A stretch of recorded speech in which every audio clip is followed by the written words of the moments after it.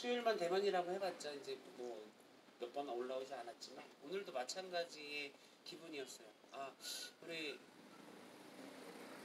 이재춘 형제님 앞에서 무슨 표정을 지어야 되지? 뭐라고 말씀을 드려야 되지? 라고 하는 그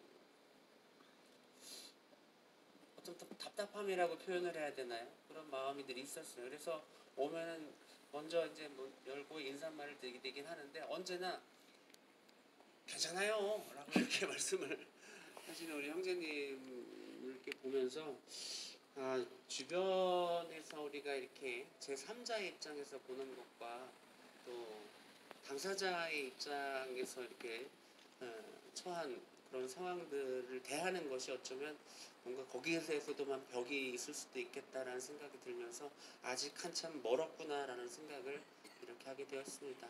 그것을 온전히 마음으로 이해하고 온전히 내 것이 되려고 이렇게 하려면 아직도 제가 가야 할 길은 한참 멀었다라는 생각을 이렇게 하게 되었습니다.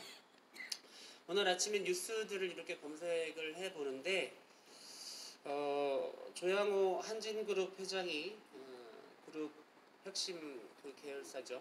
대한항공 경영권에서 이제 물러나게 되었다라고 하는 그 뉴스를 이렇게 들었습니다. 물론 그 자세한 그 어떻게 뭐가 진행되고 그런 건지 자세한 것까지는 제가 잘 모르지만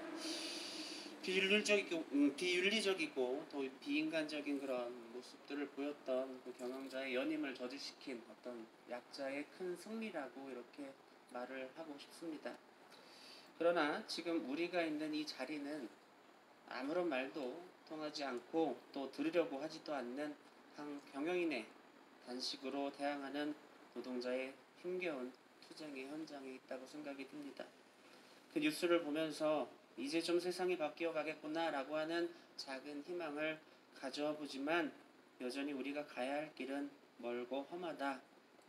그 사실은 또 변하지 않는 것 같기도 합니다. 본 회퍼라고 하는 그 신학자가 있어요. 계신 신학자인데 나치 치하에서 어려움을 당하다가 40이 안 된 나이에 죽었던 신학자가 있습니다. 그는 왜 600만이나 되는 유태인들을 학살하고 있는 나치 정권에 대해서 교회가 침묵하고 있느냐라고 소리를 내신 분이에요.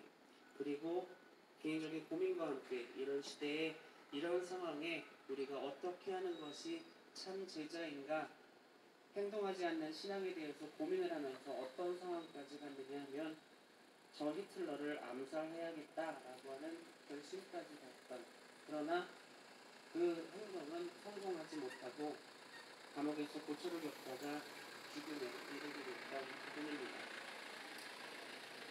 굳이 찾자면 우리나라도 비슷한 분이 한 분 계시죠. 이때 이토 히로부미를 암살했던 남진군 부마 우리 의사분 그렇습니다. 유서와 어머니의 편지를 보면 신앙인으로서의 고뇌가 잘 드러나고 있다 보여집니다. 2019년을 사는 오늘 다르지만 비슷한 고뇌를 하게 됩니다.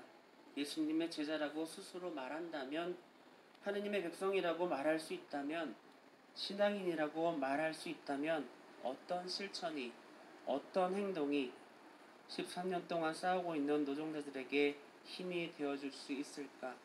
어떻게 행동할 때 나는 예수님의 참 제자라고 말할 수 있을까? 사순시기 예수님의 순환과 고통을 묵상하고 그 뒤에 올 부활을 생각하면서 이 땅에서 고통받는 약자들에게도 화려한 부활의 빛이 내려질 수 있기를 소망해보고 그 현장에 우리가 실천으로 함께할 수 있는 참된 예수님의 제자가 될 수 있기를 오늘 이 자리를 빌어서 또 작게 기도를 청해 봅니다. 아멘.